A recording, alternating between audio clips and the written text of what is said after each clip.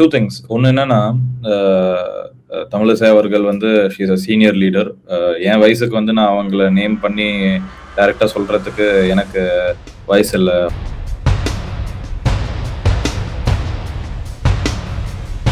ஒரு தலைவரை பத்தி அவங்க பேசியிருக்க வார்த்தைகளுக்கு கண்டனங்கள் தான் தெரிவிக்கணும். அப்படி பேசியிருக்க வேண்டிய அவசியம் இல்லை. ஒரு மெக்னானிமிட்டி காட்டியிருக்கலாம்.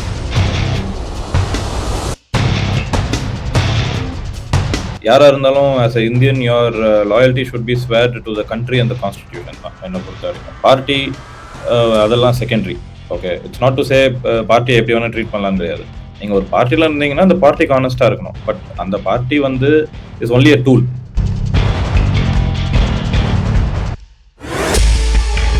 அண்ணாமலை வந்து எலெக்ஷனுக்கு முன்னாடியே பார்த்தீங்கன்னா, எலெக்ஷனுக்கு அப்புறம் எனக்கு நிறைய பேச வேண்டியது இருக்குது, எலெக்ஷன் ரிசல்ட் வந்ததுக்கப்புறம் நான் பேசுகிறேன்னு சொல்லியிருந்தார். ஓகேங்களா? ஸோ இது வந்து ஒரு ஆப்பர்ச்சுனிட்டிஸ்டிக்காக ஒரு புதுவாள் வெளியே வந்தால்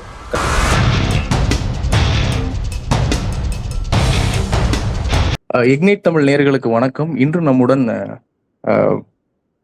மெட்ராஸ் உயர்நீதிமன்ற வழக்கறிஞர் ஹரிஷ் பர்வதம் அவர்கள் நம்முடன் இணைந்திருக்கிறார். சார் வணக்கம். சார் வணக்கம் சார். How are you? நலம் சார்.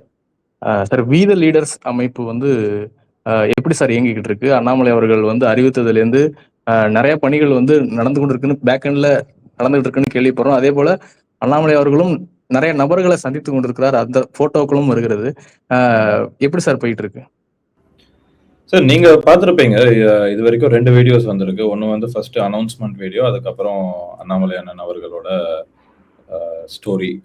நீங்க அது 2மே பார்த்துருப்பீங்கன்னு நினைக்கிறேன். அது பார்த்தாலே உங்களுக்கு ஒரு லே அவுட் கிடைச்சிருக்கும். What is intending to do is something noble அப்படின்னு நிறைய பேர் நினைக்கிறாங்க. அண்டு அவருக்கு ப்ரீவியஸாக அவர் இருந்த இடத்துல வந்து கொஞ்சம் சஃபகேஷன் ஃபீல் பண்ணியிருக்கலாம். So yes, come out. அந்த பாஸ்ட் பற்றி நிறைய யோசிக்கணும்னு அவசியம் இல்லை. Now the only ways to look forward. அதில் நீங்கள் பார்த்தீங்கன்னா, அவரோட செகண்ட் வீடியோவில் பார்த்துருந்தீங்கன்னா ரொம்ப பியூட்டிஃபுல்லாக ஒரு மெட்டஃபரோட, அந்த வீடியோலேயே ஒரு மெட்டஃபரோட இருந்திருக்கும். அவர் இன்டென்ஷனலாக பண்ணாரா இல்லை யதார்த்தமாக அமைஞ்சுதான் தெரியல. ஒரு ஸ்டுடியோவில் உட்கார்றதுக்கு பதில் ஒரு ஃபார்ம் லேண்டில் வந்து சைட் பை சைடு அவரோட ஏக்கத்தை பற்றி பேசும்போது அவரோட அந்த ஃபார்ம் பற்றியும் பேசியிருப்பாரு. நீங்கள் அந்த ஃபார்மை வந்து அவரோட ஏக்கத்துக்கு ஒரு மெட்டஃபராக கூட எடுத்துக்கலாம். இந்த குழி வந்து தோண்டணும், அதில் இந்த ப்ரோக்ரஸ் இருக்குது, அங்கே மரம் நட்டோம், அதில் ப்ரோக்ரஸ் இருக்குன்னு அவர் சொல்லும்போது அதில் பார்த்தீங்கன்னா ஃபர்ஸ்ட் டே நீங்கள் போய் பார்த்துருந்தீங்கன்னா பொட்டல் கடலாக இருந்திருக்கும். அந்த விஷன் இருக்கிறவங்க வந்து அதை கிரியேட் பண்ணும் போது தான் அந்த ஒரு ஃபைனல் ஸ்டேஜ் வரும்போது everybody will realise it. So அவரோட அந்த ஃபார்ம் லேண்ட் மாதிரியே தான் நீங்கள் அந்த ஆர்கனைசேஷனையும் பார்க்கணும். நவ் இட் இஸ் இந்த பட்டிங் ஸ்டேஜ். இப்போ தான் ஃபர்ஸ்ட் சீடை வந்து பூமிக்குள்ளே வச்சிருக்காங்க. It has to germinate, it has to come up. There is a long way ahead. அது வந்து யாரும் டினை பண்ண முடியாது. But fundamentals are right.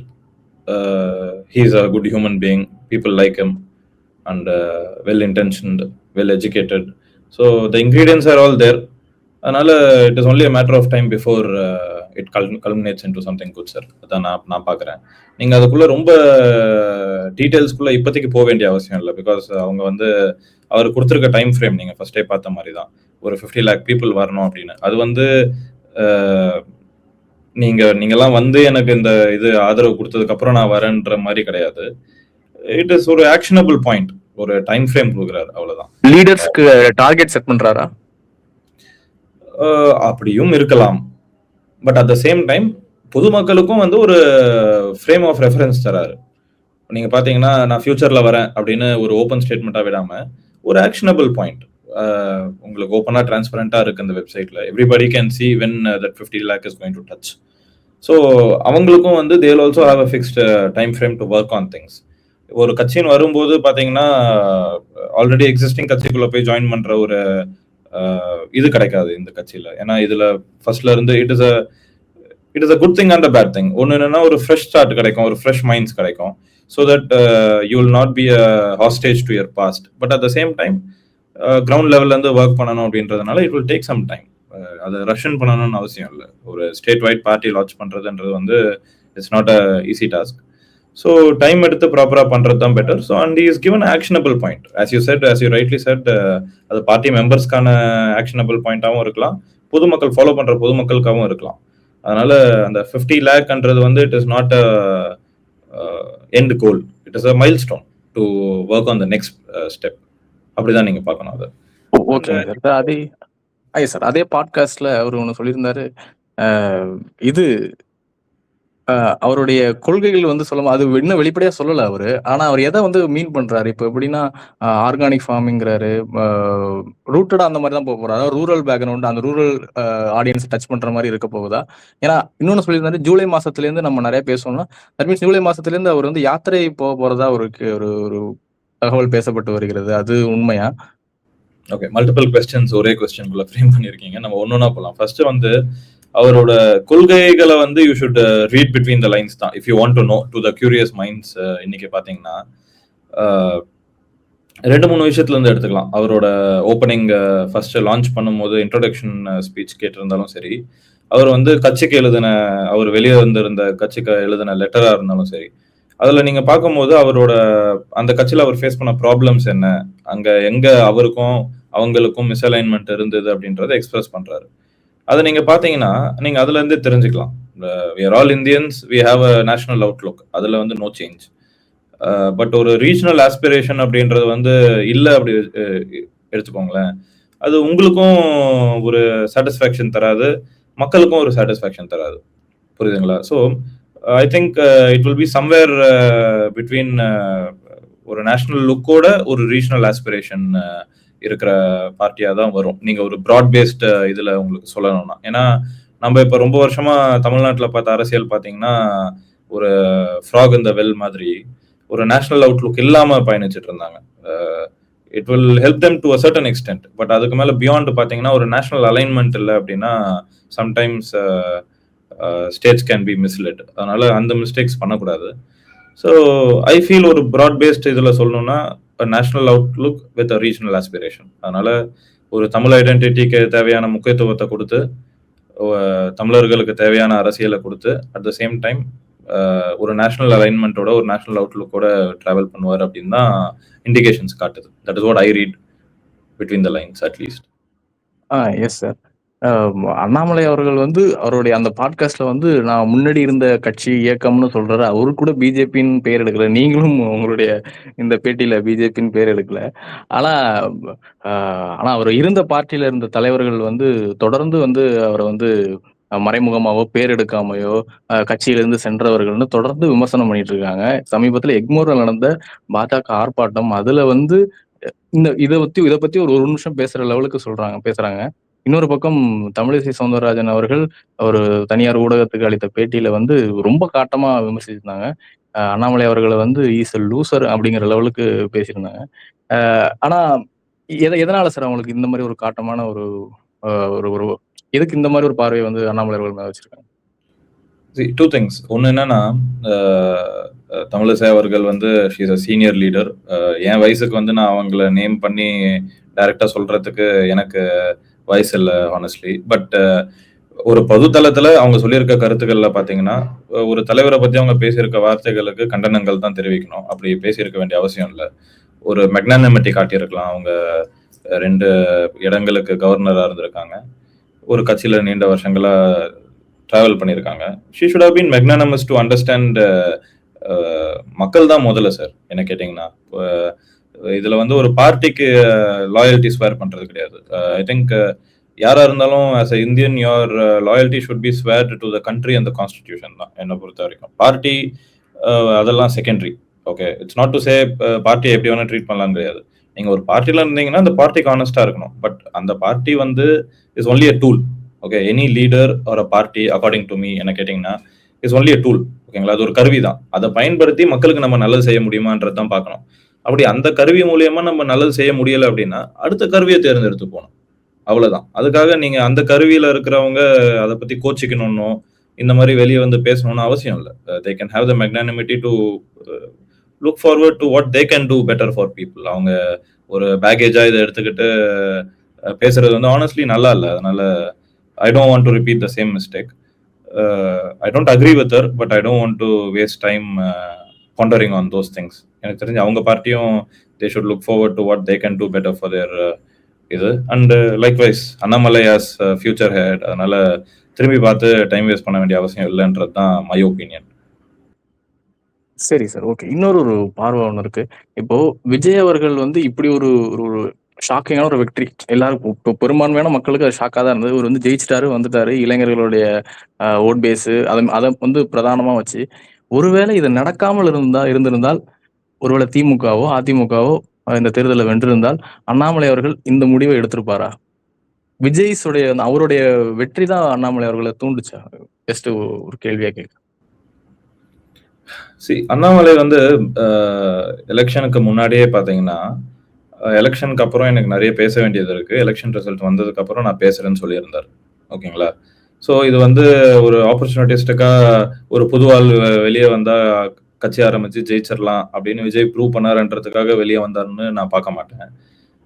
அப்படி வரணும்னா அண்ணாமலை ஹேட் அ டைம். நீங்க அவரு பிஜேபின்ற ஒரு எஸ்டாப்ளிஷ் ஐடென்டிட்டிக்குள்ள போய் உட்காரணுன்ற அவசியமே இல்லை.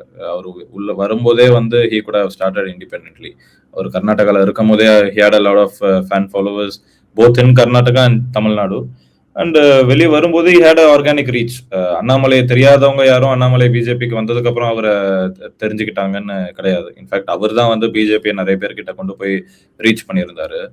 So I feel it is not merely a opportunistic thing. I feel எப்படி சொல்றது, அவரோட ஆஸ்பிரேஷன்ஸ்க்கு அவரோட அலைன்மெண்ட்டுக்கு வந்து பிஜேபி சஃபகேட்டிங்கா இருந்திருக்கும் அப்படின்றது தான் என்னோட கருத்து. அவரு முன்னாடியே அதுக்கான இண்டிகேஷன்ஸ் தெரிஞ்சது. போத் அவரோட ஸ்டேட் யூனிட்ல இருந்த ப்ராப்ளம்ஸா இருக்கட்டும், மற்றவங்க கூட இருந்த ப்ராப்ளம்ஸா இருக்கட்டும். அதனால maybe it was a last straw sir நான் பார்த்த வரைக்கும். ஏன்னா இந்த ரிசல்ட்ஸ் வந்ததுக்கு அப்புறமும் the painting was the writing was already on the wall. We failed to read it.